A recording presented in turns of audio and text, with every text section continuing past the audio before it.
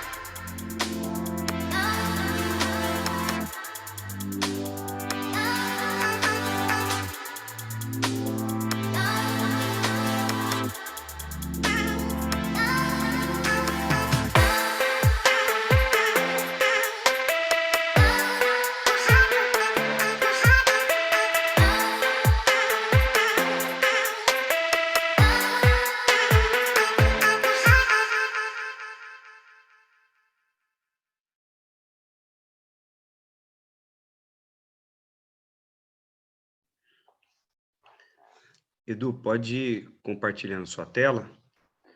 Boa noite ao pessoal que chegou agora no meio do vídeo. E, na sequência, então, o Dr. Eduardo Bertolini, do IANSP, vai iniciar aí a aula sobre infecção de coluna vertebral. Com você, Edu, um abraço. Todos me ouvem? Boa noite. Ouvem bem?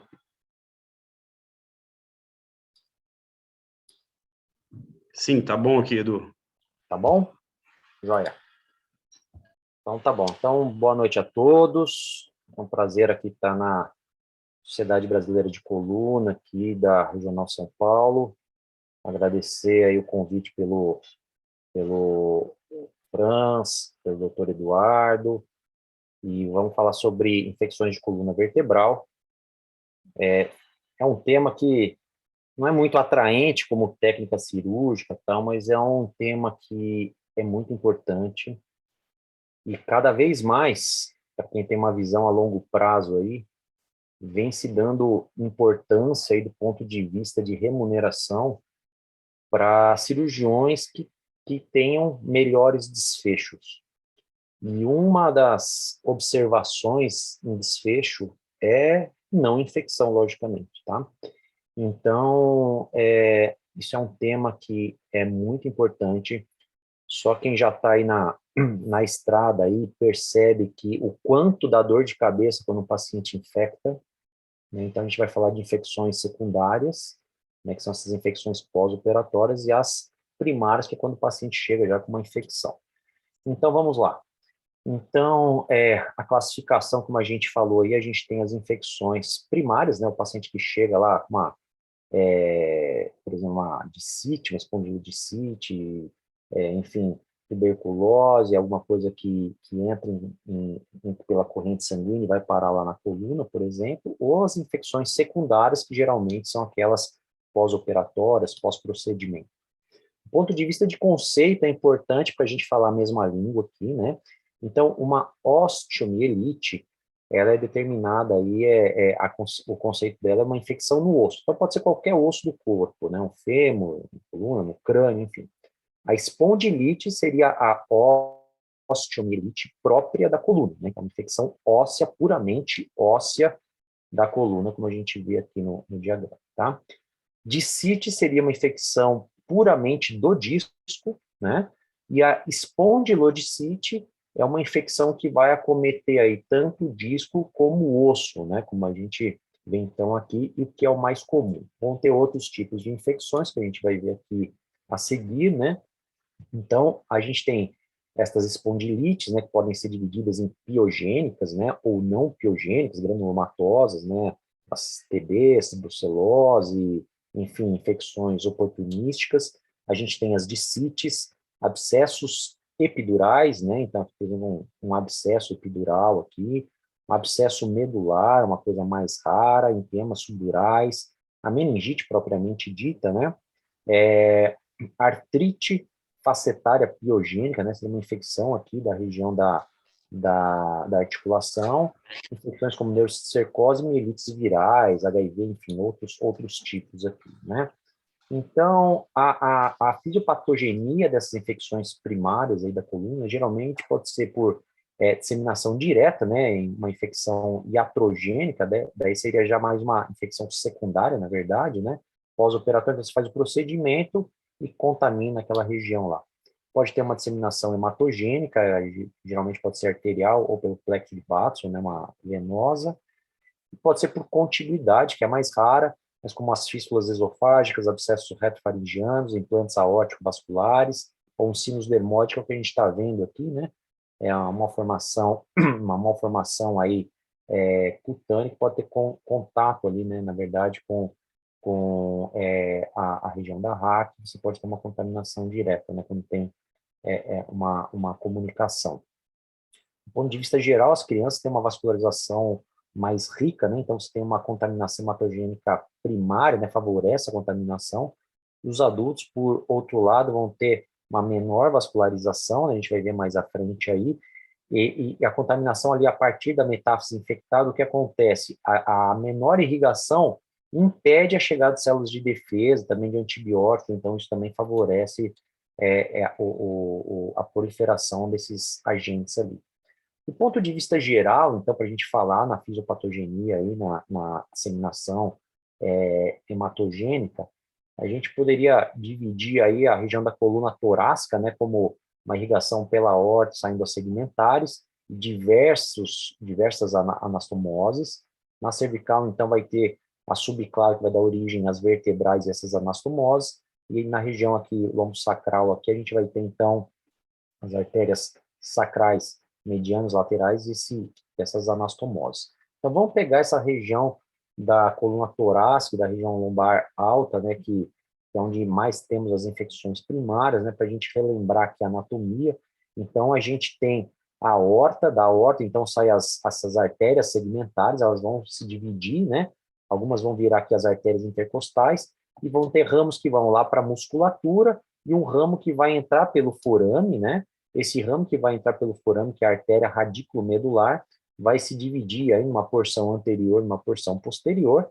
E o que é importante, que eu quero chamar a atenção dessas intercostais, né, que elas correm como se fosse aqui no equador da vértebra, vamos chamar assim, né, elas começam a ter outras artérias um pouco mais periféricas, que são essas metafisianas aqui, né?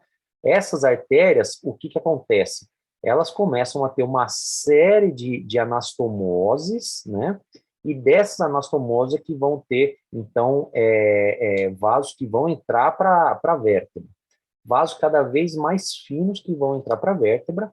A gente tem também o plexo de Batson, né? Que vai estar ao redor dessa região. E a grande questão é que essa rede de anastomoses e pequenas artérias e veias aí, elas vão chegar e vai ter uma troca para o disco, vai ter uma troca a partir do platô. Então, o que acontece? São vasos muito pequenos, né? E que isso piora ainda mais durante o processo de degeneração, né? Com envelhecimento, onde você começa a ter uma calcificação dessa placa, dificultando ainda mais a chegada de elementos aí do sangue aí. Então, microêmbolos sépticos podem impactar nessas artérias aí das metáfises, né? E você vai ter, então, trombos sépticos que vão, então, obstruir essas anastomoses e vão ter infartos sépticos sequenciais aí, né?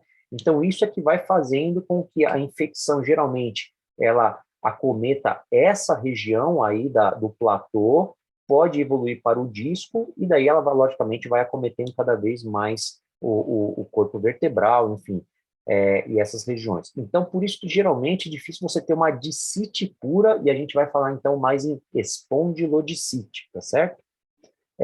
As infecções aí, as piogênicas, né? Você pode ter várias origens aí, né? Como sítio primário, e sempre aí a gente vai ter com maior prevalência aí o Staphylo aureus. As granulomatoses ou não piogênicas, né? Mycobacterium tuberculose é o mais comum, existe, lógico, outros agentes aí oportunísticos que podem ter, né? Do ponto de vista de epidemiologia, as espondilites aí, elas são cerca de 2 a 4% de todas as infecções de ossos, né? Então, a infecção na coluna, no osso da coluna, cerca de 2 a 4%. Geralmente, a lombar é mais acometida, seguida da torácica, porém, a TB, exatamente, ela tem a torácica, uma região de maior frequência aí de acometimento. Os homens são mais acometidos e, geralmente, essas espondilodicites têm 2 picos, um próximo aí dos 20 anos e um já a partir dos 50 anos. O diagnóstico, isso é muito importante, né? Quando fala de infecção, todo mundo pensa qual que é o sintoma mais prevalente, não é a febre, então é a dor, né? Então o paciente vai ter dor nas costas, né? Dor na lombar, dorsalgia, enfim, ele vai ter dor. Dor é a queixa mais frequente, tá certo? Você pode ter alterações neurológicas. Do ponto de vista laboratorial, também não é o aumento de leucócitos que vai trazer o diagnóstico. Geralmente, aumento de PCR e VHS, tá certo? Diagnóstico sugere sempre fazer uma hemocultura, né, onde a positividade pode ser em torno de 50%, geralmente, a literatura traz como o padrão ouro para obter cultura são as biópsias guiadas por tomografia. Alguns autores colocam este número aqui de 60%, 90% de positividade, a gente vai ver no slide mais para frente, né? Sempre você tentar obter esse agente antes de começar o antibiótico. E a cirurgia, na verdade, é que tem a maior sensibilidade aí para dar o diagnóstico para a gente. Porém, tem maior risco de complicações, né? Então, por isso que geralmente a gente tenta a guiada por TC inicialmente. TB, existem alguns testes aí, PPD, que pode dar falso negativo também, a gente vai ver mais para frente. Essa que eu queria chamar a atenção aqui, né? Isso aqui é uma revisão sistemática mostrando a eficácia da biópsia guiada por tomo, né? Então, veja, essa revisão sistemática aqui mostra que a positividade é em torno só de 33%, ou seja, um terço só dos casos você consegue fazer o diagnóstico do agente ali infectante.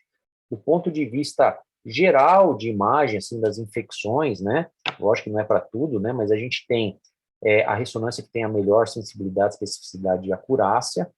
Do ponto de vista aí, na ressonância, então, o que a gente vai ver? Geralmente, as lesões no osso têm um baixo sinal em T1, um alto sinal em T2, geralmente realçam ao contraste, né? A mesma coisa para o disco, né? Esse realce no contraste que a gente vê, né?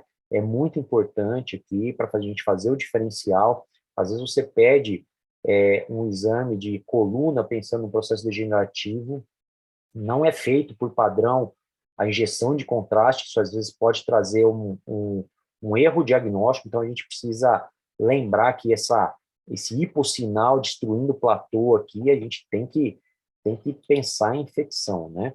Então, abscessos paraespinhais, né, abscessos epidurais, como a gente vê aqui, né, destruição de cortical, de placa terminal, fraturas, a gente é obrigatório pensar em infecção de coluna, certo? Então, aqui, um casinho típico aqui de uma espondilodicite, um paciente aqui com uma lesão com um baixo sinal aí em T1, tanto de vértebra como de disco, parece até que tem uma destruição já aqui em T1. Você vê que em T2 você tem um aumento do sinal aqui na região do disco, a gente vê que realmente tem uma destruição de platô, e a injeção de contraste você vê o realce que tem em relação aqui ao T1 sem contraste, né? Aqui seria a evolução, então, o que acontece? Essas fraturas dos platôs podem levar a uma cifose progressiva desses pacientes e, eventualmente, uma compressão medular, né? Esse que é o problema, veja a evolução aqui para o grau de cifose que começa a evoluir o paciente por falta de sustentação anterior. Então, a grande questão, quando a gente vai, eventualmente, fazer uma biópsia, né, é se você está perdendo essa sustentação anterior. Você vem aqui, faz uma laminectomia, você perde totalmente a sustentação posterior, você aumenta a chance desse desbalanço e dessa cifose aqui. Então, são algumas coisas que a gente tem que considerar. Aqui um exemplo de um abscesso epidural, então veja, aqui a gente tem uma coleção que começa desde aqui já do subcutâneo, né? E a gente vê que ela vai para dentro, né? Uma lesão epidural, então aqui a gente vê a dura mater, a gente vê uma coleção epidural que vai se estendendo desde aqui da transição crânio-cervical, ela desce por toda a coluna torácica, veja só o quanto comprime a medula é só essa faixinha preta aqui, né? E ela chega até a região tóraco-lombar, né? Terminando aqui também tem um pouquinho de lesão, e esse é o achado na cirurgia, né? Então veja a coleção de pulso, né?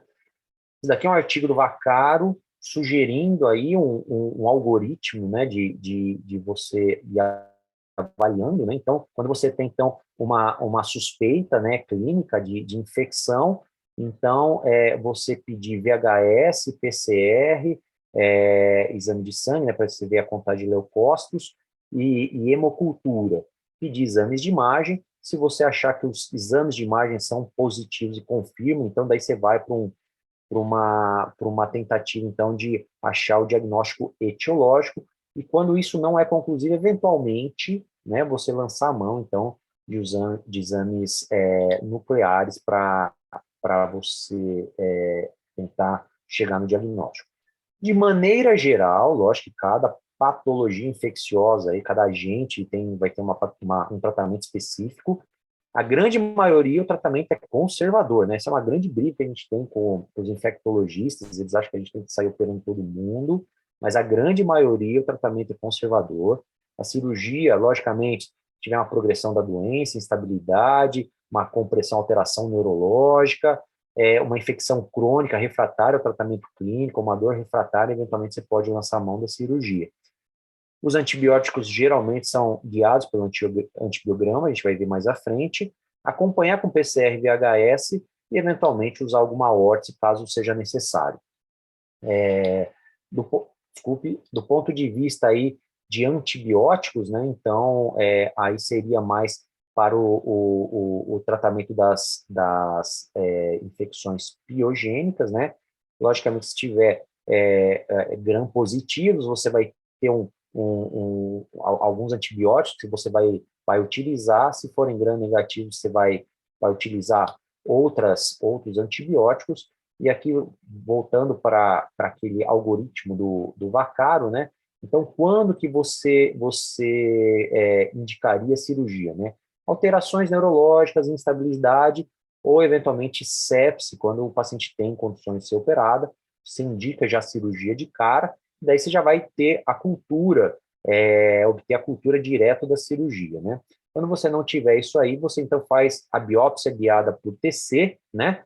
Lembrando que só 33% vai ser positivo, eventualmente, quando você não conseguir identificar, eventualmente você pode lançar a mão, então, de uma cirurgia só para fazer a biópsia, para você ver se você consegue isolar esse agente aí, né?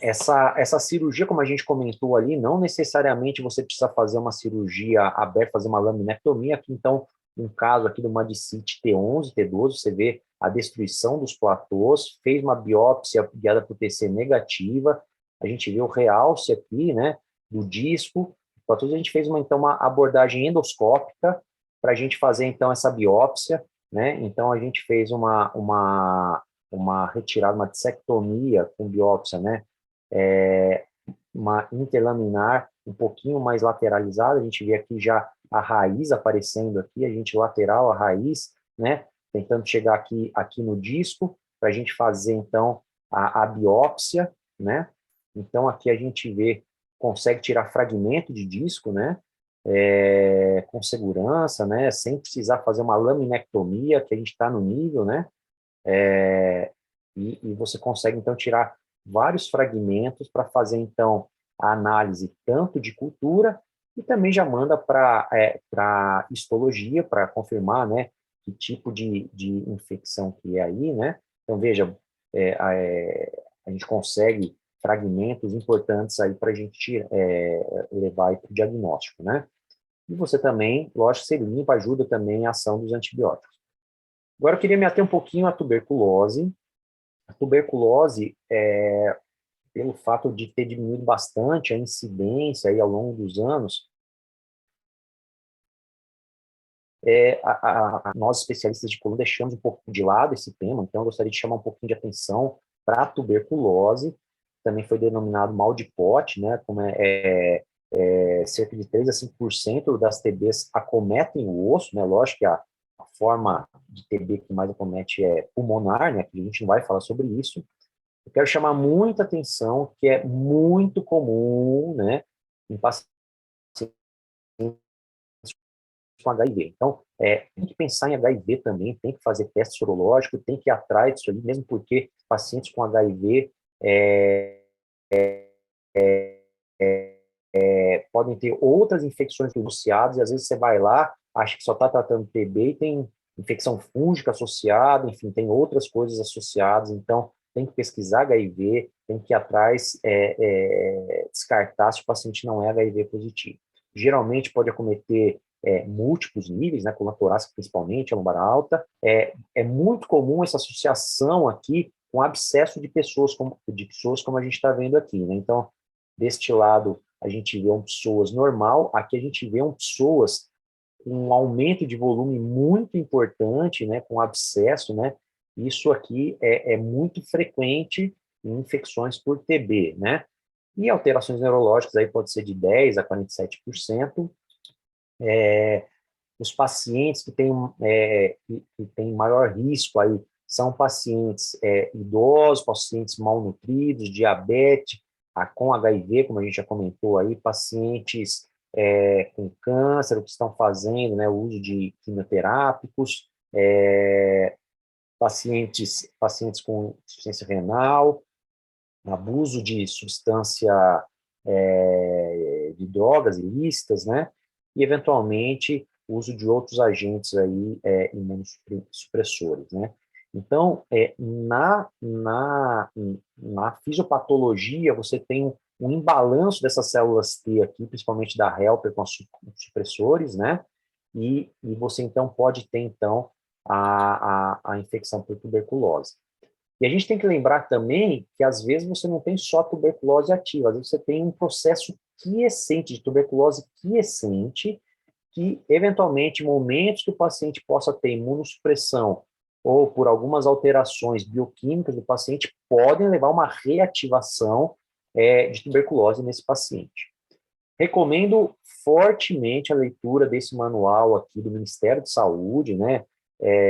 Logicamente que, tirando críticas à parte aí de conduções do Ministério da Saúde aí no Covid, mas esse manual aqui do Ministério da Saúde para tuberculose está muito bem embasado do ponto de vista teórico.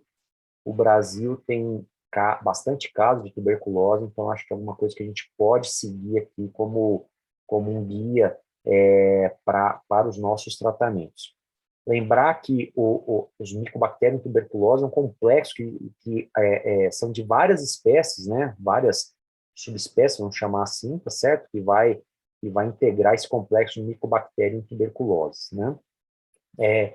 A Organização Mundial de Saúde, em 2017, fez uma avaliação que a capacidade do Brasil em diagnosticar TB é só de 87%, ou seja, é subdiagnosticado a tuberculose no Brasil, então a gente perde aí cerca de 13% de casos, tá certo? Sendo que, lembrando que a tuberculose é uma doença de notificação compulsória, então, bateu tuberculose, a gente tem que notificar o Ministério da Saúde, né? Em 2017 foram cerca de 72.770 casos, né? A gente pode imaginar que a tuberculose eventualmente se dá em estados mais pobres da federação, muito pelo contrário, então a gente vê estados até mais ricos, como o Rio Grande do Sul, São Paulo e Rio, com um número bem alto aí de tuberculose, né? Isso aqui eram estimativas aí de diminuição de TB com o passar do tempo, porém, né, o risco de adoecimento por TB, né, é muito maior quando você vê pessoas vivendo em situação de rua, 56 vezes mais, né, pessoas com HIV, 28 vezes mais, pessoas privadas da liberdade, aqui a gente está falando de presos, né, sistema penitenciário, internos de hospitais psiquiátricos, internos aí de casas de repouso, né, eles têm um risco muito maior de ter tuberculose, e indígenas também têm um risco maior. E veja, não sei se na percepção de todos aí, mas na minha, houve um aumento muito grande de moradores de rua aí com a questão da Covid, toda a piora socioeconômica do país, né? Então, eu acho que a gente tem que ficar mais atento à TB, né? O diagnóstico sugerido aí pelo manual do Ministério é feito por baciloscopia do escarro, né, pelo método pelo BAR, né, pela pesquisa do bacilo ácido, pelo método de Ziel-Nielsen, onde tem uma sensibilidade de 60% a 80%. Este teste rápido é mais prioritário aí para casos de TB pulmonar, então para gente, para TB de coluna, isso aqui não vai ficar muito, não vai valer muito, mas tem alguns algoritmos que podem se encaixar nisso aqui, né? A gente tem que colher a cultura, fazer exame de tórax, raio-x ou tomo, que às vezes você tem aquelas cavitações, né, que são típicas de TB, e fazer uma avaliação histológica, né, onde você vê o granuloma. Lembrando que o PPD não necessariamente fala sobre infecção ativa, ou confirma infecção ativa. Então, veja, isso daqui são os dados do nosso Ministério da Saúde para 2021 e 2022. A gente sabe aí que cerca de 3% dos casos de TB são osteomusculares, né? Então, de 1 a 3% é da coluna, né? Então, se tudo isso aqui foram os casos notificados, veja, no ano passado a gente teve cerca aí de 850 a 2.550 casos de TB em coluna no país. Veja, aos mais experientes aí, quantos casos nós diagnosticamos efetivamente no ano passado? Então, a gente deve estar diagnosticando muito menos do que está chegando aos nossos hospitais, né? E só agora, nesse ano de 2022, né, isso aqui é um número que eu peguei ontem, veja, de 20 a 50 casos, mais ou menos, né? Então, é muito provável que a gente esteja fazendo um diagnóstico errado de algumas infecções, podendo deixar passar essas TBs aí e tratando de maneira equivocada, né? Do ponto de vista de medicação, isso aqui não é muito para a gente, mas acho que a gente tem que saber porque às vezes a gente vê infectologistas aí tratando de maneiras, às vezes, não muito adequadas. Isso aqui mostra que cada medicação que aqui tem vai ter uma ação completamente diferente, né, do tratamento da TB. A gente tem os agentes chamados de primeira linha, né, que é a isoniazida, rifampicina, pirazinamida e o etambutol, né, é o que a gente vai chamar de RIPE, né, RIPE. Então, isso aqui é o que a gente vai chamar de primeira linha, e você tem agentes de segunda linha. A literatura vai ser muito controversa no que usar, né? Então, eu não vou me ater a isso aqui agora. Existe uma possibilidade também de você começar a tratar a tuberculose e você ter resistência a algum desses agentes, então tem regimes, eventualmente, que você pode utilizar, né? A Organização Mundial de Saúde também coloca alguma coisa neste sentido. Eu não vou me ater a isso aqui, eu vou passar para o Ministério da Saúde, porque é muito próximo, né? Então, eu vou me ater diretamente a essas condutas que o Ministério da Saúde coloca, né? Então, o que ele coloca? Que o tratamento é dividido em duas fases. Na primeira fase, uma fase de ataque, né? Onde o objetivo é diminuir rapidamente aquela população bacilar e eliminar o máximo os bacilos resistentes. E depois uma segunda fase de manutenção, para que você elimine aqueles bacilos que são latentes ou persistentes, assim você diminui o risco de uma recidiva da tuberculose. Então, esse que é o esquema proposto aqui para o tratamento de idosos. Deixa eu ver se vocês estão vendo isso aqui. Deixa eu ver se eu consigo tirar isso. Bom, enfim, tratamento de adultos e crianças acima de 10 anos, né? Então, esse esquema 2 RIPE e 10 RI, ou seja, então você vai tratar por 2 meses com rifampicina, isoniazida, pirazinamida e etambutol, e depois você vai tratar por 10 meses com rifampicina e isoniazida, uma vez por dia, e nas crianças abaixo de 10 anos, você só vai tirar o etambutol, o esquema é o mesmo, logicamente tem que se observar o peso da criança. Chamar atenção aqui para outros tipos de infecções que são mais raros, mas só para a gente lembrar, né? Brucelose, né? Então são infecções aqui que a gente que vão acometer mais essa região aqui da transição lombossácrea, principalmente epifisites L4, sacroileites, né? A equinococose ou hidatidose, né? Que são infecções causadas pela Ctenococos, geralmente são cistos, né? Que podem acometer a região medular, extra ou subdural, corpo vertebral, lâmina ou paravertebral, aqui a gente vê, então, vários desses cistos aqui. A neurocisticercose, que é endêmica aqui no estado de São Paulo, né? Então, é causada pela tênia solo, então tem cistos que podem ser medulares ou subaracnoideus, né? Geralmente, às vezes a gente consegue ver o escólex, né? Até na imagem. A esquistossomose, né, já é mais endêmica, já mais para a região do Nordeste, né, com lesões intramedulares. Aqui um caso nosso aqui, de neurocicercose. Então, a gente vê que nessa região aqui parece que tem uma área diferente, né? Parece que tem um hipersinal em T2 aqui, fica uma área meio suspeita. A gente vê aqui uma área, com um hipersim se deslocando as raízes, hipo em T1, né? E a gente vê esse é o achado da cirurgia, a gente vê um cisto bem delimitado ali, afastando ali, né, as radículas, e você vê um cisto com o tal do Scolex, né?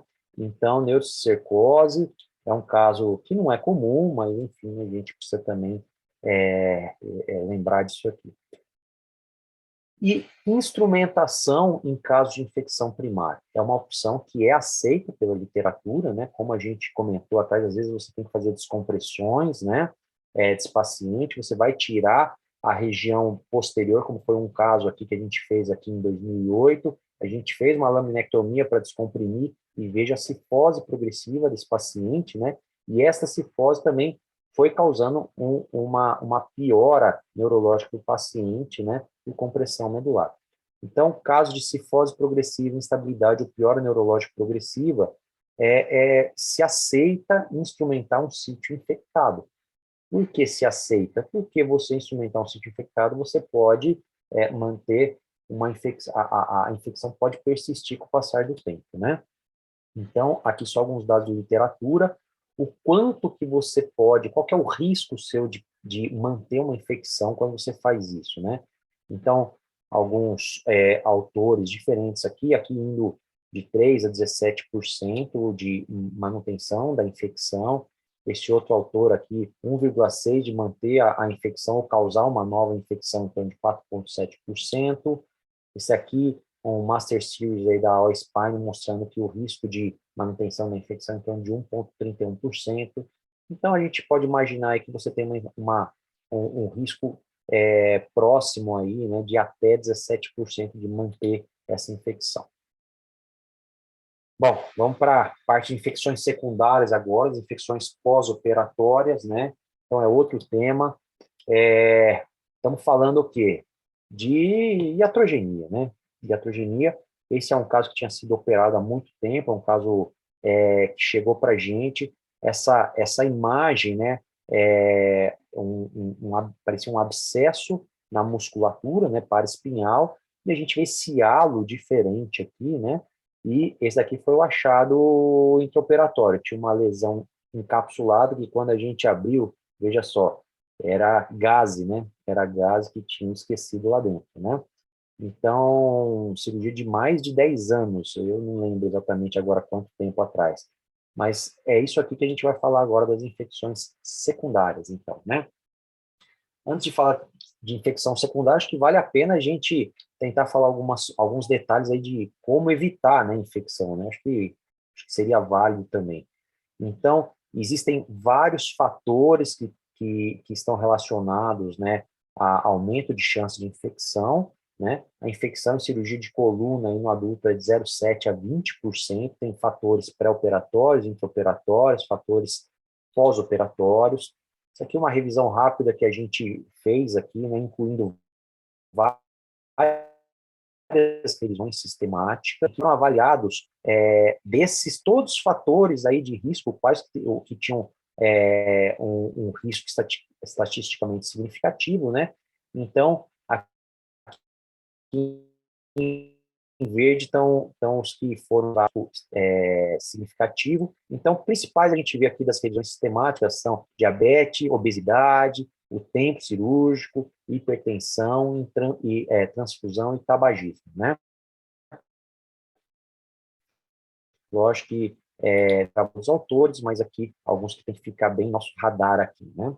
A gente divide essas infecções pós-operatórias quanto ao local em superficiais ou profundas, tendo como base a fáscia muscular. Então, externamente a fáscia muscular são as infecções superficiais e internamente a fáscia muscular são as infecções profundas. Por que isso? Porque as superficiais elas são de uma condução mais tranquila e geralmente elas não estão banhando instrumentais aqui que a gente pode deixar, tá certo? Os principais agentes, Staphylo aureus continua na frente aí, né? Lembrando que nem sempre é um único organismo, às vezes pode ter infecção por múltiplos organismos, né? E o Staphylo aureus e o Epidermidis são 86% das infecções de ferida pós-operatória, né? Uma coisa que eu quero chamar a atenção, que febre no pós-operatório nem sempre significa infecção, né? Então, você tem pacientes que você tem febre que não é infecção e que eu vou chamar aqui, ou que os autores chamam de fisiológica, né? Então, são febres que, na grande maioria das vezes, são temperaturas mais baixas, né? Autolimitadas, e são decorrentes do trauma cirúrgico, né? E elas não duram mais do que 3 dias, aí, vamos dizer assim, né? E são febres mais baixas em comparação com as febres, do ponto de vista de infecção, que são febres mais altas. Do ponto de vista laboratorial, né, a gente tem que lembrar que a própria agressão cirúrgica aumenta alguns principais marcadores que a gente tem e utiliza para saber se é infecção ou não, né? Os principais que a gente utiliza aí, que são VHS e PCR, veja, eles têm uns picos e tem a diminuição pós-operatória, né? Sendo que o VHS, ele tem um pico aí em torno de 15 dias, 15 a 30 dias, e ele vai se normalizar, podendo demorar até 90 dias. Então, às vezes, você está achando lá que o paciente está com infecção, e na verdade não, é uma reação à própria agressão cirúrgica, então a gente tem que tomar cuidado com isso. O PCR é mais fiel para a gente ver essa questão, ele vai ter um pico aí em 2 a 3 dias, ele vai cair aí em torno do 10º dia, mais ou menos, e a literatura coloca também amiloide A, hoje eu não uso ainda o amiloide A, mas ele teria um pico e uma queda mais rápida aí para você avaliar se aquele paciente tem infecção ou não. Lembrando que aquele diagnóstico que vem no exame de imagem, que os infectologistas adoram falar, precisa operar. O que é a coleção? Tem coleção lá. As coleções nem sempre são infecciosas, né? Elas podem ser uma coleção, pode ser um seroma, pode ser uma coleção de líquor, pode ser um hematoma ali, né? Então, a gente tem que avaliar bem esse termo coleção e saber que nem toda coleção é infecção, tá certo? Um exemplo, aqui, acima aqui do meu diapositivo, aqui, temos coleções que não são infecciosas. Então, por exemplo, essas 3 aqui é um paciente único. Então, aqui um hipersinal em T2 e um hipossinal em T1 sem realce ou contraste. Isso é líquor, né? Então, isso não é infecção. Aqui, no caso, veja, você tem um realce ao contraste aqui na musculatura paravertebral. Isso é fibrose pós-operatória, né? Então, não necessariamente essas coleções ou esses realces são infecção. Aqui é uma evolução pós-operatória evoluindo para infecção. Então, a gente vê aqui que o disco, ele começa a ter um realce aqui no disco, a gente já vê até uma pequena coleçãozinha aqui, epidural, né? E você vê também a alteração aqui do sinal dos platôs vertebrais. E lembrar, então, que ao redor dos materiais, dos parafusos, dos queijos, quando tem essa radiolucência aqui, é altamente indicativo também de infecção, tá certo? A literatura coloca várias coisas que a gente poderia fazer para diminuir o risco de infecção pós-operatória, cada uma com uma evidência diferente, logicamente. Então, antibiótico, controlar a glicemia, enfim, curativo, abrir só depois de 24 a 48 horas, usar 2 luvas, usar o Ioban lá impregnado com povidine, enfim, tem uma série aí de condições que a gente pode utilizar aí para diminuir. Quero chamar a atenção de dreno, né? As revisões sistemáticas vêm mostrando que o uso de dreno não previne infecção pós-operatória e, assim, curiosamente, também não previne a formação de hematoma, tá? Isto é uma revisão sistemática, né? Vocês podem ver aqui revisão sistemática, mostrando que não tem relação em prevenir infecção, e várias outras revisões temáticas aqui mostrando a mesma coisa, que não previne a infecção pós-operatória. Antibiótico terapia profilática. Esse daqui é um guideline do NAS, já é um pouco antigo, 2013, mas os artigos que vem falando sobre antibiótico terapia profilática em coluna seguem mais ou menos isso aqui, né? Mostrando 3 principais drogas, aí, a cefuroxima, cefazolina e a vancomicina. Lógico que o ideal é sempre consultar a CCH de cada hospital, porque cada hospital vai ter uma flora específica e, às vezes, tem protocolos específicos para cada hospital, mas, na grande maioria, utiliza-se isso, né? Então, você tem uma evidência que a antibiótico terapia profilática reduz a infecção, mas não tem muita evidência qual o melhor, se é um ou se é o outro, enfim. De maneira geral, o ideal é dose única. Cirurgias maiores, geralmente, você faz repiques em 3 a 4 horas, ficando com o antibiótico por, no máximo, 24 horas. Isso é o que a literatura coloca. Não deve se estender antibiótico, por exemplo, você vai manter mais tempo dreno, se o paciente for de alto risco, não deve se estender, né? Antibiótico terapia profilática. Esse trabalho é muito interessante. Quanto tempo que você deve fazer o antibiótico profilático antes de começar a sua cirurgia para ele ter um efeito bom? Então, veja, a nota de corte é 60 minutos, né? Então, você tem um bom efeito quando você faz o antibiótico em até 60 minutos, de fazer o corte na pele. Quando passa de 60 minutos, você já perde muito o efeito com diferença estatística, tá certo? Então, assim, o paciente entrou na sala lá e aí, principalmente hospital escola, né, já faz o antibiótico profilático, e o anestesista acaba entregando o paciente depois de 2, 3 horas. Aquele antibiótico que fez no comecinho lá já perdeu completamente o efeito, né? Do ponto de vista, né, desses antibióticos profiláticos, o que foi visto, né, que essas cefalosporinas aí que se utiliza tem uma baixa resposta para os Staphylococcus aureus meticilina resistente e dos coagulases negativos. E as vanco, a utilização da vanco EV tem uma baixa disponibilidade no osso e no disco. Então, a partir daí, é que se começou a utilizar a vancomicina em pó para ver se você conseguia pegar esses agentes aqui melhor do que a antibiótico terapia profilática fazia, né? Então, o grupo da neurocirurgia aqui, Dr. Franz, eu e outros colegas aí fizemos, então, a revisão, publicamos do benefício, então, do uso da vancomicina em pó no leito cirúrgico em diminuir a infecção pós-operatória. Lógico que é um baixo nível de evidência, mas tem evidência, sim, de diminuir a infecção.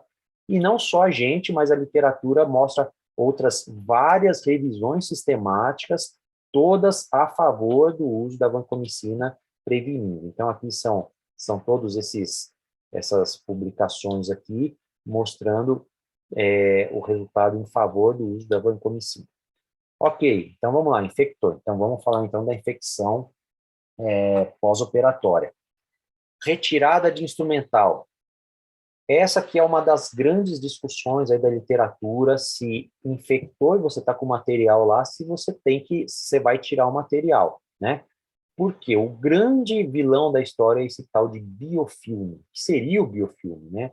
Então, seria uma matriz extracelular, que essas colônias, né? Então, aqui nessa imagem aqui por microscopia eletrônica, a gente vê as bolinhas, aqui são os copos gram-positivos, e essa malha por cima da colônia é o tal do biofilme, que é uma matriz extracelular aí, né, de componentes proteicos e glicóicos aí, o que acontece? Eles protegem a colônia contra a ação das células de defesa e dos antibióticos, né? Ok, e em quanto tempo isso se forma e como você diagnostica, né? Então, então tá bom, eu vou ver lá, vou pedir um exame para ver se já tem o biofilme. Infelizmente, não existe ainda como diagnosticar isso e o tempo ainda não é muito preciso. A literatura, de maneira geral, põe uma nota de corte aí em 3 meses, tá? Lógico que ela é controversa, vão ter autores que vão falar em 6 meses, outros em 30 dias, enfim, mas de maneira geral, 3 meses é esse ponto de corte. Então, classifica-se infecções precoces, quando é menos de 3 meses, infecções tardias, quando mais de 3 meses, pós-operatório, né? Então, nas infecções com menos de 3 meses, de maneira geral, qual que é a recomendação? Provavelmente, existe uma grande chance de não ter ocorrido ainda a artrodese, e você tem uma baixa chance de ter o biofilme formado. Então, nesses casos, geralmente, você recomenda que você mantenha o material ali e você faça as outras condutas de limpeza, enfim, de antibióticos, mantendo o material. E nas infecções tardias, ou seja, acima de 3 meses, pode ser que você já tenha uma artrodese ali e existe uma grande chance do biofilme já estar formado, então recomenda-se que você já retire já na primeira limpeza, certo? Então, aqui a gente vendo essas notas de cortes aí do tempo de precoce tardia, é muito variável na literatura, mas como nós falamos, 3 meses é um tempo que a literatura vem trazendo para 3 meses esse número de corte. Aqui mostrando, então, alguns artigos mostrando que melhor prognóstico, por exemplo, nas infecções tardias, melhor prognóstico é quando você já remove o implante, né?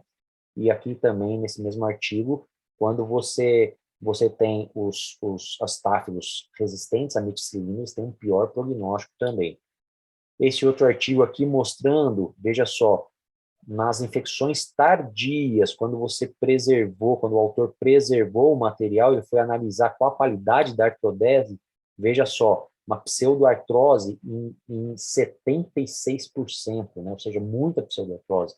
Então, não vale a pena você correr o risco de ter o biofilme ali e manter a infecção, querendo sustentar ali, porque tem uma chance muito grande de ter uma pseudoartrose. Então, já retira. Essa aqui é o que a literatura suporta aí. Esse outro artigo também, ó, infecções tardias, manteve em 9, teve que remover em 5, enfim.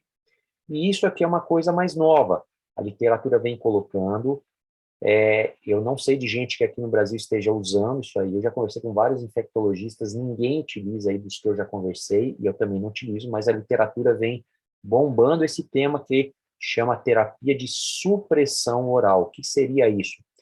Manter antibiótico aí por 6 a 12 meses, não são semanas, 6 a 12 meses, para se evitar a recorrência dessas infecções. Alguns autores colocam nas infecções tanto precoce e outros nas infecções tardias, né?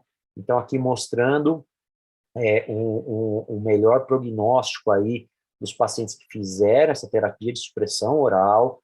Aqui um artigo da O-Spine mostrando aí também, ó, a supressão com antibiótico VO por mais tempo, né? Aqui também, ó, da Clínica Maio também, você mantendo mais de 6 meses antibiótico nessa supressão, mesmo em casos de infecção precoce, como nas tardias. Então você colocando isso aí, aqui aqui um artigo mostrando que nas precoces, veja, com a supressão, como é uma menor taxa aí de recorrência, né, de falência do tratamento, né, certo? E nas tardias também uma menor chance de falência do tratamento quando você remove os implantes, tá certo? Aqui outro artigo mostrando a terapia de supressão, tá certo? E em relação ao instrumentar o sítio infectado, na verdade, para as infecções secundárias, é uma extrapolação das infecções primárias, ou seja, então, utiliza-se aí aqueles padrões lá, uma instabilidade, uma compressão, alteração neurológica, uma cifose progressiva, aí, eventualmente, você está autorizado a colocar alguma instrumentação ali no sítio infectado, correndo risco aí, pela literatura, de em torno aí de até 17%. Esse daqui é um gráfico que eu propus aí, né, para os tratamentos das infecções. Então, quando você pensa na infecção superficial, você faz um tratamento aí com antibiótico EV aí, né, por umas 2 semanas, depois você estende com antibiótico oral, e a princípio aí não faria a supressão, né? Podendo fazer várias limpezas se você assim achar necessário, né? Quantas forem necessárias. Mesmo se tiver material, você não retira nada, porque só superficial, não está passando a fáscia. Nas infecções profundas, né, quando estão lá para baixo da fáscia, as infecções precoces, ou seja, abaixo de 3 meses, de maneira geral, a gente mantém o material, não vai retirar, vai fazer quantas limpezas forem necessárias e, em teoria, aí já fazer a supressão oral aí por um tempo mais prolongado, até 6 a 12 meses. Tendo como opção, eventualmente, você retirar o material, sendo que talvez o mais tardiamente possível você tirar, porque aqui ainda, na precoce, você ainda não tem uma artrodese ali, né? Nas infecções tardias, você já retira o material, você já retira, na primeira limpeza, você já retira o material, faz quantas limpezas forem necessárias, utiliza também a supressão oral, tendo como opções você retirar o material e mais para frente você recoloca, se você achar necessário, ou, eventualmente, inclusive, você tira o material e recoloca o material novo já no primeiro procedimento. Acho que era isso. É um tema que não é tão legal como falar de técnica cirúrgica, mas é super importante. Todo mundo, hospitais, operadoras estão olhando desfecho de equipes médicas, então acho que é bom a gente se atentar a isso aí e também para a gente conseguir os melhores tratamentos para os nossos pacientes aí. Mais uma vez, quero agradecer à Sociedade Brasileira de Coluna e o Dr. Eduardo e o Dr. Franz pela oportunidade aí. Era isso. Obrigado.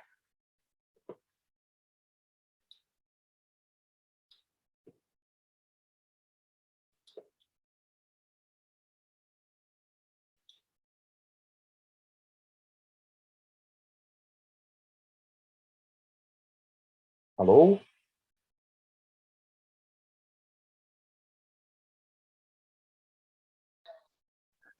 Oi, Eduardo. Ficou no vácuo um tempinho aí, Edu. O Silvio não tinha desbloqueado aqui nosso microfone a tempo.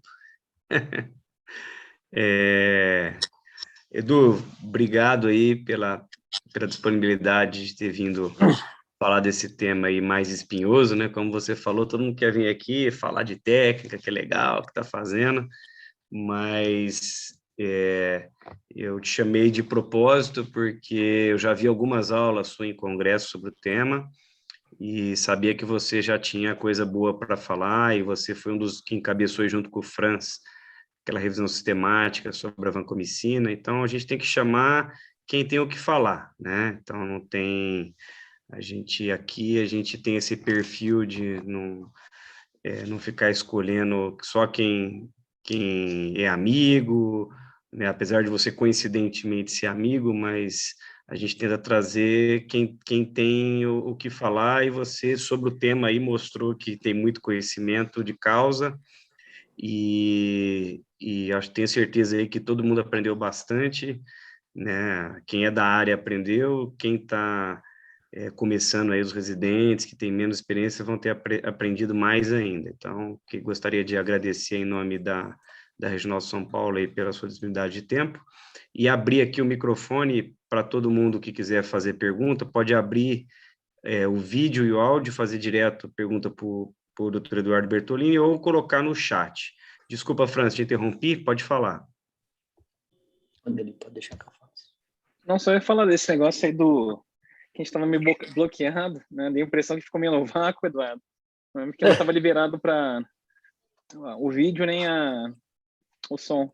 Você citou nosso trabalho lá, mas não sei como é que foi a recepção, né, nas instituições. O Eloy, que trabalhou também nessa revisão, ele trabalha no HC, né, falou que o pessoal da infectologia vetou o uso de liberação, né, de vancomicina para usar tópica no sítio cirúrgico, apesar dele ter mostrado o nosso estudo, né, evidência, mesmo sendo baixa, não foi uma revisão baseada em estudos clínicos randomizados comparativos, né, mas a melhor evidência que a gente conseguiu incluir, inclusive, se eu não me engano, tem um trabalho do Falavinha, do Sul também, que a gente incluiu, né, que mostrou, né, que tinham comparando-se séries retrospectivas que houve um benefício, né, do uso da...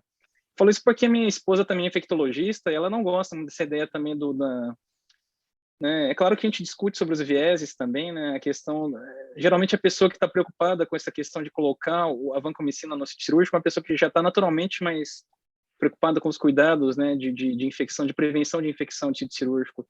Talvez seja um viés no trabalho, mas... E que foi colocado bem também que é um uso off-label, né? O fabricante lá do glicopeptídeo, né, da vancomicina, ele não fez para ser usado tópico, né? Ele não fez estudos, né? Ele fez estudos para fazer parenteral mesmo. Mas que a gente usa, eu tenho usado, né? Eu confesso aí. E noto realmente, né, que quando a gente não usava, a minha impressão que dá é que a gente, é claro que a experiência pessoal, a gente trabalha com medicina baseada em evidência, né, Bertolini? Não serve muito, mas, né, a gente faz uma série comparativa, a gente vê que tem resultado sim. Bom, primeiro, parabéns pela aula, cara. Acho que essa revisão aí, todo médico deveria ouvir e aprender com você. Eu acho que tem dois tipos de cirurgião, aquele que já teve dor de cabeça com infecção e o mentiroso, porque todo mundo no final acaba passando. Você vai operar 100 casos, que vai ficar bom, ninguém vai lembrar. O da infecção, todo mundo vai lembrar, até você e o paciente, né?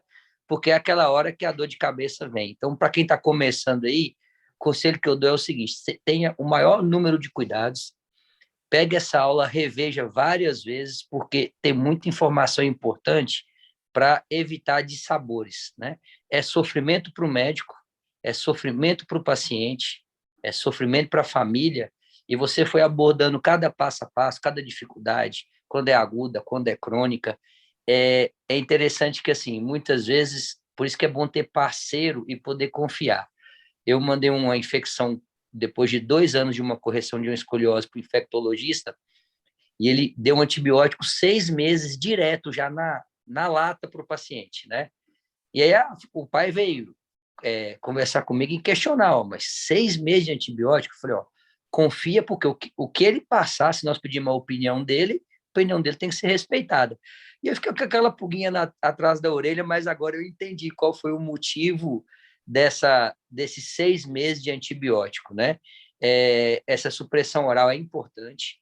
O resultado, eu tenho um caso para falar, mas é uma paciente geralmente sindrômica, difícil, desnutrida, pela própria síndrome, né?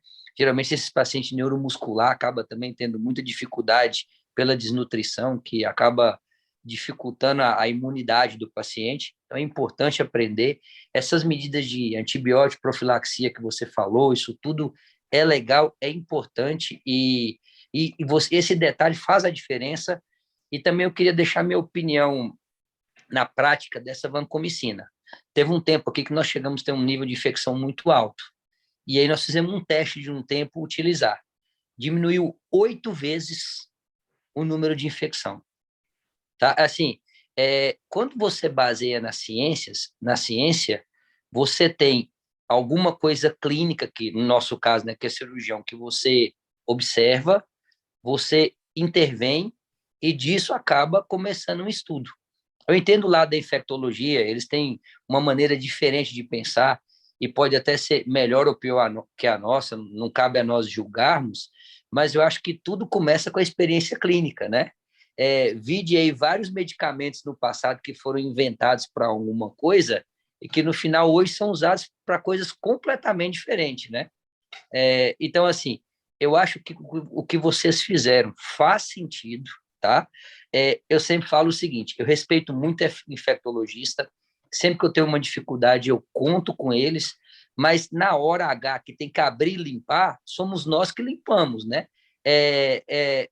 O doutor cirurgião que está com o nome na reta ali na hora de fazer. Então, assim, eu também tenho essa experiência, eu uso em alguns casos, né? Hoje eu faço muita coisa endoscópica, então acaba sendo cirurgia que lava bastante, então não tem essa necessidade, mas para cirurgias grandes eu acabo utilizando e vejo bom resultado. O que cabe agora é esperar que a ciência nos conforte, mostrando lá na frente que tudo isso que nós estamos fazendo está certo, né? que tudo começa na prática clínica. O ensaio clínico, tudo começa de alguém que aventou alguma coisa sem prejudicar o paciente e conseguiu resultado bom. Cara, parabéns pela sua aula. Eu aprendi bastante, deu para fazer uma revisão legal e aprender novos conceitos. Espero que todo mundo possa ver aí e aproveitar como eu aproveitei. Obrigado. Só para recordar, né, que a técnica, né, ou enfim, o que mais descrevem aí na literatura do uso da vanco é você, depois que acabou, lavou, fez tudo, tal, você tirou o afastador, aí você joga a vanco lá em cima, inclusive na musculatura e tal. Isso assim, a literatura mostra que é principalmente para os casos de via posterior, né? Casos grandes. Então, não é para você fazer isso, por exemplo, uma dissectomia, uma microdissectomia, né? Uma endoscópica. Você não vai fazer isso aí, ou pelo menos não é o que foi proposto, né? As vias anteriores aqui também não foi proposto isso aí. E o que eu às vezes vejo, porque outro dia eu vi os meus residentes lá do servidor, eles pegando assim, eles fazendo o enxerto ósseo, tinha feito a laminectomia, pegaram o enxerto ósseo, enrolaram no surgicel e puseram a vanco para enrolar, entendeu? Como se fosse um charuto de enxerto. Eu falei, isso aí não serve para nada que vocês estão fazendo aí, cara. Isso aqui, eu não sei se o surgicel vai atrapalhar na artrodese, não sei mesmo, né? Enfim, e você está jogando a van que era para jogar em todo o sítio, você está jogando só no charutinho, no meio do enxerto, né? Então, enfim, tem esse detalhe.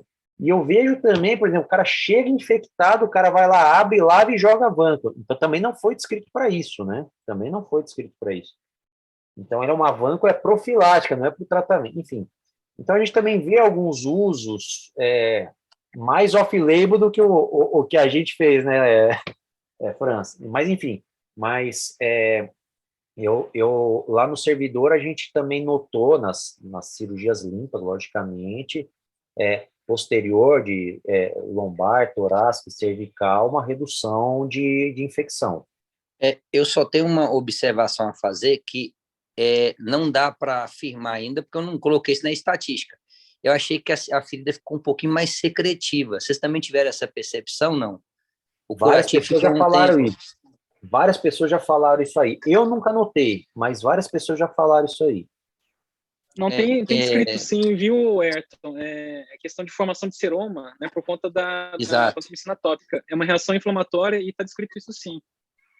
Né, é um efeito que acontece, mas são seromas que geralmente, né, mesmo formando o seroma, mesmo eventualmente babando um pouco mais a ferida, né, mesmo com todos esses dados, a taxa de infecção final é menor, parece ser menor. Deixa eu te fazer uma pergunta, aproveitar tudo isso. Como que vocês têm feito com troca de curativo? Cirurgias maiores, não vamos falar de cirurgia dissectomia, microdissectomia, endoscópica. Cirurgia artrodese, 3, 4 níveis, escoliose. Curativo limpo, vocês têm mantido mais tempo ou têm trocado diariamente? Como vocês têm feito isso na rotina de vocês? Na verdade, eu vou sugerir uma coisa para você e depois eu vou falar o que eu penso. A sugestão é você seguir a enfermagem protocola lá, porque senão você vai tomar pau, né? Na verdade. Os grandes hospitais, pelo menos aqui em São Paulo, a enfermagem vem padronizando o tempo de abertura dos curativos. Alguns hospitais sugerem abrir depois de 24 horas da cirurgia, então não trocar antes de 24 horas, a não ser, logicamente, que tem um sangramento muito grande, né, fique muito umedecido, vaze, né, líquor, seroma, enfim, alguma coisa assim. Alguns hospitais colocam 48 horas. E a partir desta primeira troca, uma vez ao dia, né? Aí uma vez ao dia, a não ser que, logicamente, fique umedecido e tudo mais. Mas os hospitais aqui que eu vejo, a maioria é 24, 48 horas, e nessa publicação que eu pus aí na aula também fala de 24 a 72 horas. Curativo limpinho. Curativo que saiu do centro cirúrgico, limpo, troca. Então, só depois, então, cada hospital vai ter um protocolo aí da enfermagem. Tem hospital que vai falar, você troca só depois de 24 horas. Vai ter hospital que vai falar, só troca depois de 48 horas. Tem hospital que vai falar 72. 72, para mim, eu acho um exagero. Exagero. Depende do curativo também, Ayrton. Por exemplo, o Opsite impermeável, na CD, eles falam até 5 dias. Tá. Então, Mas assim, você acha que é válido isso, Edu? Cara, eu faço e eu vou te falar, até para casa eu tenho orientado eles colocarem o Opsite assim, se a ferida se não tiver sujo, e eles tomam banho por cima, aquele é impermeável, se não tiver sujidade, a minha orientação e o que a enfermagem tem feito, pelo menos na CD, é de não abrir mesmo. Tem paciente que eu vou abrir para alta, para ver se está tudo bem. Então, esses curativos próprios, né, a curativo adequado, eu estou dizendo, né, de Zopsite com Não, PED, que você faz ele único, né, aqueles grandes, sem emenda, se você não violou ali para tirar dreno, nada, ele é feito para ficar até 5 dias, se tiver seco. Mas é tá. como o Edu colocou, cada um tem a sua rotina. E aí, Pode falar. outra pergunta. Como que vocês têm avaliado para reabrir? Tá bom, operei uma escoliose degenerativa, T10S1, vários TLIFs, trocou o curativo lá, primeiro dia babando muito, segundo dia babando muito, terceiro, quarto dia aquela secreção ficou mais espessa, mais indo para o lado de infecção. Quando que vocês têm falado, não, vamos abrir, vamos lavar já, porque está na hora? Quais os critérios vocês têm utilizado para falar, abre agora, espera, como é que nós vamos fazer? E eu vou emendar já a segunda pergunta. Quando que vocês têm utilizado curativo a vácuo? Eu primeiro? Bom, vou primeiro. Isso, vamos começar. A bomba é sua. Vamos começar com o cara que deu a aula aí, porque você está com bala na agulha, cara. Então é o seguinte, eu vou começar pela resposta, pela segunda pergunta aí, porque eu vou me embasar na literatura. A literatura não sugere que o curativo a vácuo ele previne infecção, e a minha opinião é que ele só está indicado nos casos de deiscência, que você não consegue mais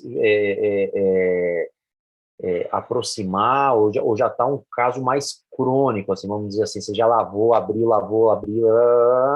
e daí, eventualmente, você fazer isso para tentar cicatrizar. Então, no seu caso hipotético aí, que eu estou entendendo, que você fez a cirurgia, infectou, então você está aí no terceiro, quarto, quinto dia. Eu não indicaria, acho que a gente não tem embasamento para indicar curativo a vácuo. Agora eu vou para a primeira parte da sua pergunta. Lógico que depende muito ali, eu acho que do tato ali no dia a dia, para você sentir qual que é o momento de indicar. Eu costumo ser mais agressivo, eu particularmente costumo ser mais agressivo, né? Então, assim, babou um dia, tudo bem, vamos dar uma observada. Babou outro, aí começou a ficar mais amarelo, tal. Eu já vou, acho melhor já abrir, lavar, do que ficar esperando, porque às vezes é alguma coisa colonizada que não está infectada. Você fazer uma limpeza, você pode evitar ter uma infecção, entendeu? Então, eu não esperaria sair pus, se é que foi a sua pergunta, né? Eu costumo ser um pouco mais agressivo, né? E principalmente assim, se tiver líquor, por exemplo, eu já passo um dreno lombar externo, né? E faço alguma coisa para ver se já resolve. Eu costumo ser um pouco mais agressivo. Eu estou perguntando isso porque, assim, eu também faço igual a você. Eu não gosto muito de ficar esperando.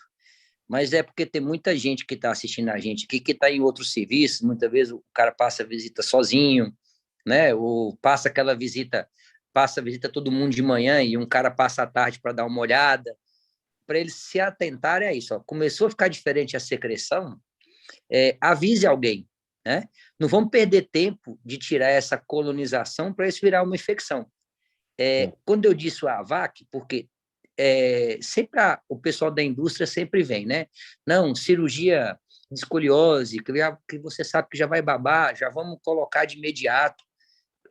Aqui também a gente não faz, e o que eu percebi, não tem evidência científica. Aí você está infectado, você abriu, você lavou, tá aquela pele mais sofrida, você aproxima, deixa o VAC até dar uma secada, aí você entra e fecha definitivo. Vocês têm feito assim também? Eu só usei VAC uma vez na minha vida, num caso que era uma paciente idosa, consumida, ela tinha uma estenose de canal, estava ficando paraplégica, e eu tive que fazer uma laminé e instrumentação. Não lembro agora, L2 a L5, enfim, alguma coisa assim, uns três ou quatro níveis.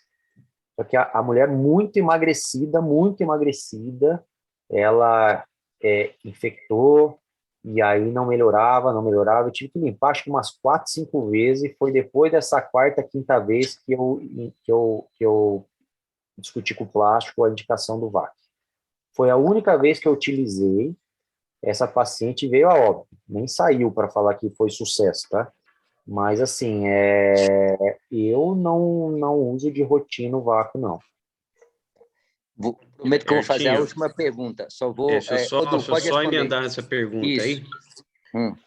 Eu, experiência com VAC zero, nunca usei, mas vejo alguns colegas colocando até meio que de rotina mesmo. Eu também não... É uma coisa que eu acho que era um tema que mereceria uma certa revisãozinha. Fica a dica, Edu.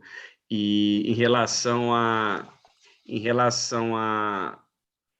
que você falou de prevenção, o que eu faço de rotina para cirurgia grande de linha média é deixar um Portovac, que não é grosso, eu deixo um 3.2 mesmo, embaixo da pele, no subcutâneo, acima da face, que é mais para proteger a pele ali.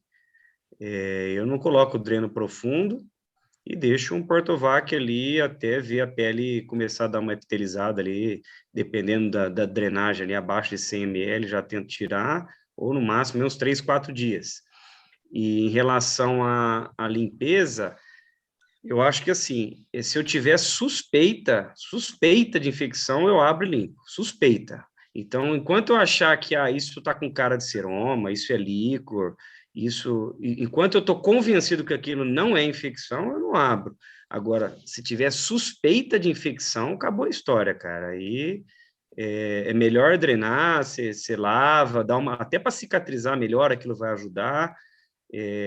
Manda para cultura antes de entrar com antibiótico, que é importante. Então, até para isso é importante você drenar precoce, você limpa, manda para cultura, depois no intraoperatório que você mandou para cultura, você entra com antibiótico, até para você não mascarar nada. Deu antibiótico, saiu ali 48 horas, daqui a pouco você já tem um GRAM, já tem uma suspeita, não tem nada crescendo, aí você suspende o antibiótico, acabou, pecou pelo excesso. Agora, se você isolou alguma coisa ali, você ganhou um baita tempo e não ficou dando... Porque assim, você vê que tá com cara de infecção e você vai começar um antibiótico, aí ferrou tudo, aí você começa a não saber mais o que está fazendo, né? E principalmente se for coisa hospitalar, né? Então, eu acho que você perde a oportunidade não só de fazer um tratamento precoce, mas fazer um tratamento com agente isolado, né? Que vai poupar o rim do paciente, vai poupar um monte de problema aí que depois você vai ter que fazer com antibiótico de largo espectro, enfim, todos aqueles problemas com antibiótico que a gente já sabe. E outra coisa também, né, respondendo o Eto aí, às vezes se você já está a partir aí do quinto dia e tal, se você fizer um acompanhamento com PCR e o PCR for crescendo, né, é altamente sugestivo de tá infectando, né, tá piorando a infecção, o ser infecção. Então, lembra aquele pico lá do PCR que eu mostrei pela agressão cirúrgica, vai ter aí o pico em 3 a 5 dias, depois ele vai cair, né? Então, se estiver vazando alguma coisa e o PCR estiver caindo ali, ele é um parâmetro que é razoável aí para você ter também como laboratorial, como suporte. mas eu acho que é muito mais a visão nossa do abrir o curativo todo dia ali, ver como está evoluindo, eu acho que ele vale mais, né? Mas o PCR é legal também você ter como parâmetro. O Edu falou a questão do PCR, que vai mais ou menos coincidir também com o momento da infecção do sítio operatório, né? Porque ele colocou gráfico ali, febre, essa babação, a própria curva do PCR, até o quinto, sétimo dia, dificilmente é infecção, né? A infecção de sítio cirúrgico, por regra, é depois do sétimo dia. Então, assim, eu levo muito em questão essa questão do tempo, né? O paciente vai fazer uma febre no primeiro pós-operatório, é a telectasia, né? É outra causa de... Não vai ser infecção ainda. Então, isso é cirurgia, qual o pior que é, você tem a curva do PCR e o feeling, né? De você estar vendo aquilo lá e saber se não é um líquor que está vazando, o paciente fica em pé, tem dor de cabeça, enfim. É coisa clínica que você tem que estar de olho ali para ver se não é uma outra causa, né, de secreção. Só a última pergunta, Eduardo. O Ayrton, só um adendo, assim, o pessoal falou Vamos lá, mal do VAC, né? Eu tive uma experiência de casos complexos, com muita perda de tecido mole, né? Pacientes idosos que tinham um quadro de déficit neurológico grave, TRM também. Alguns casos eu lembro de que aquela ferida que às vezes até juntou com uma úlcera de pressão sacral, né? E que você vê que não melhorava, limpava, a pessoa da plástica Já lembrei o nome, bom. Franz, agora eu lembrei de um caso que foi colocado. Não, então, eu consegui, acho que doação lá também, lá no Hospital São Paulo, acho que o Eduardo lembra também, né? Mas aí eu tive contato com um cirurgião que você conhece aí também, né? Outros casos aí. E eu acho que ajudou bastante, né? Em termos de granulação, a gente conseguiu, né? Claro, é aquela história, essas infecções aí, o que o Bertolini falou.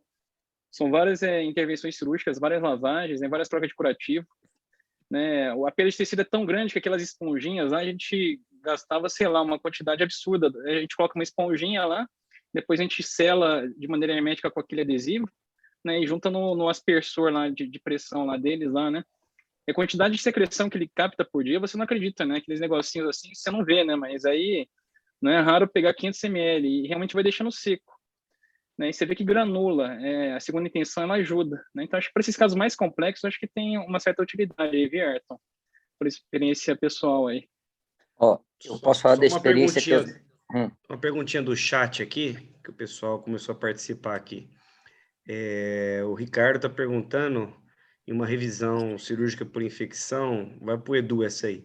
Qual fio você utiliza para fechar os planos? Eu utilizo prioritariamente o nylon, mas sem evidência, sem evidência. Agora, o que é importante, não sei, não vou te falar de evidência se tem um fio que é melhor do que o outro, enfim. O que tem evidência é o seguinte, que o biofilme forma também no fio antigo, da sutura antiga, né? Então, aquela questão de quando você reabre lá a ferida, tudo que você puder remover de fio antigo, é bom que você remova, tá? Agora, eu não sei se tem evidência de se um fio é melhor que o outro. Isso eu nunca li nenhum artigo com evidência sobre isso. Mas a tendência é nylon, não sei. Evidência, eu também não sei se tem, mas o que a gente costuma fazer é não usar multifilamentar, aí, Vicryl, esse tipo de coisa que os princípios tenta, na verdade, cortar e vai cortando e tirando os nozinhos tudo e ressutura tudo com monofilamentar mesmo, de preferência nylon, ou às vezes, dependendo do plano, a gente usa o prolene grosso mesmo, para face ali, às vezes pegar numa camada só, aqueles prolene 1, 2, também é uma opção para a parte profunda. Pelo princípio da técnica cirúrgica, você tem que usar um monofilamentar sintético não dissolvível. Isso é fato, né? Você não pode usar um biológico, dentro do multifilamentar forma o biofilme, isso é para princípio de qualquer cirurgia infectada, seja ela abdominal, cirurgia geral, esses princípios aí vão manter, que é onde você diminui a chance da bactéria se alojar. Eu toquei na questão do Curativa VAC, nós temos uma experiência muito boa aqui, porque nós temos uma parceria da Plástica. Então, quando nós temos aqui paciente infectado, a gente entra junto com a plástica, nós temos um resultado muito bom em pacientes infectados, né? Não cirurgia limpa, com VAC. Tira essa drenagem bastante e esse fechamento por segunda intenção com VAC, para nós, tem uma experiência muito boa. Só queria fazer a última pergunta, Eduardo, aí, porque está ficando tarde. Vocês têm feito alguma coisa de suplementação nutricional ou avaliação nutricional no paciente infectado? A gente não tem feito, mas é importantíssimo, porque esses pacientes desnutridos ou com algum grau de desnutrição, e também pacientes com alteração muscular também, eles têm uma chance maior de infectar também, né? A gente não faz, lá no servidor a gente não tem nem essa linha de pesquisa e nem essa tendência aí, mas é sabido que alteração nutricional é um fator que predispõe, sim, infecção e também a uma menor resposta imunológica, né? Então, isso faz todo sentido a sua pergunta, mas realmente a gente lá não tem, e até com os pacientes particulares eu também não tenho, se bem que a população é um pouco diferente, né? Pacientes particulares, mas enfim, mas no servidor, que você tem bastante paciente idoso, que às vezes tem um certo grau de desnutrição, né? Realmente a gente não tem, não. Eu estou comentando isso porque agora no Congresso Brasileiro de Coluna, não sei se quem estava aqui estava lá, eles estão começando a falar muito nisso, né? Aqui já tem alguns trabalhos, não na área de ortopedia, mas pedindo para ver a questão da hemoglobina, da ferritina, da albumina, como padrões para poder fazer suplementação nutricional para paciente infectado. Então, acho que nessa hora vale a pena também nós começarmos a tentar isso, né? Assim como você tem a preocupação de dar um antibiótico, aí essa terapia de supressão oral para 6 meses, a gente começar a ter critério para pensar também de colocar na receitinha lá alguma coisa nutricional para ajudar o indivíduo a matar a bactéria também. Acho que fica o recado aí. Eu acho que acredito que no futuro próximo aí nós vamos ter bastante gente comentando e fazendo isso também. Cara, parabéns, sua aula foi muito legal, aprendi bastante aí, de verdade. Obrigado. Eu acho que em relação à desnutrição, acho que o padrão ouro ainda deve ser a albumina, né? Que é o que sempre falam em trabalho de desnutrição. Talvez mude aí, não sei se tem alguma coisa nova, mas é um tema aí para a gente abordar, talvez, numa próxima discussão. Eu acho que pelo horário aí, 20 para as 10, a gente vai ter que ir encerrando já. Edu, gostaria de te agradecer novamente aí, tá? Pela disponibilidade. Como o Hertinho já bem colocou aí, todo mundo aprendeu bastante. Discussão muito boa. E agradecer todo mundo aí que conseguiu ficar aí até o final. Valeu, Franz. Agradecer novamente o nosso patrocinador, a Lifespine. E a gente se encontra daqui a 2 semanas para a próxima aula. Nós vamos divulgar em breve aí o próximo tema. O Franz não comenta alguma coisa aí para encerrar, Franz, e aí a gente já encerra a reunião. Agradecer o Bertolini, a aula bem bacana, é um tema que ninguém quer falar muito, né, mas faz parte do dia a dia, é o que o Ayrton falou, tem aqueles que tiveram infecção, os que vão ter, né, ou os mentirosos, que eles chamam, né, mas isso aí, tem que tocar no assunto, tem que tocar na ferida e é um problema que tem, a gente tem que encarar, né, e pequeno adendo, já está tarde, mas boa parte da técnica de artrodese, ela se desenvolveu a partir do estudo da tuberculose. Você viu o estudo do Albi e Ribes, né, no começo da década de 20, século 20, em Nova York, eles pensaram em fazer um método de fusão vertebral por conta da cifose, que você bem falou, né, pega muito a coluna anterior, né, e o paciente vai se cotizando. Então, muito do desenvolvimento das estratégias cirúrgicas da coluna se devem aos processos infecciosos, né. Parabéns, Edu, muito boa aula, gostamos muito aí, aprendemos muito. Obrigado. Então, tá bom, pessoal, até daqui a 2 semanas. Um abraço aí para todo mundo. Boa noite a todos. Abraço, obrigado. Tchau.